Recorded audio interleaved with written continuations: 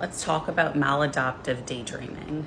So first things first, what exactly is maladaptive daydreaming? So from my understanding, maladaptive daydreaming is when a person uses daydreaming as a way to cope and kind of escape their reality temporarily or for prolonged periods of time.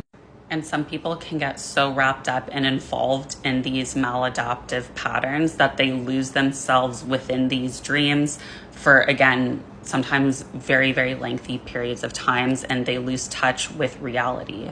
So also from my understanding, this is an actual separate disorder, but it can often coincide with like ADHD, OCD. And from my research, there is no specific link to BPD, although a researcher did claim that because of the childhood trauma link, it often is used also as a coping mechanism with persons with BPD. So, which makes sense why someone with ADHD and BPD, also struggle and have struggled with maladaptive daydreaming for all my life. So the daydreaming and kind of escaping to that, fantasy within the mind is a way to cope with reality when reality is not what you want it to be, when it's not comfortable, it's not safe.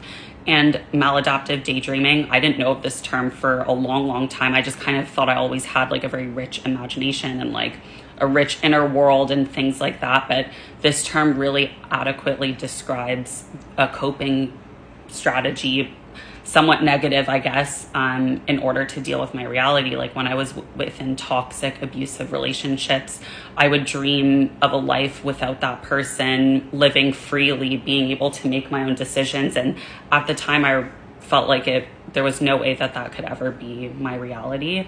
Now I think, myself first and foremost every single day that I left those toxic relationships because I do have that freedom. I still maladaptive daydream, but it's not to the toxic, negative extent it once was. When you look online, there's a lot of negative connotations to maladaptive daydreaming, at least when I was like looking it up further just to get some more facts. And for me, maladaptive daydreaming actually like saved my life multiple times, more than I can count. So please don't shame or guilt yourself if you use this as a current coping strategy, as sometimes this can be the technique that saves you. And it's not a place to stay forever, but sometimes it's a place to stay for now to keep you safe.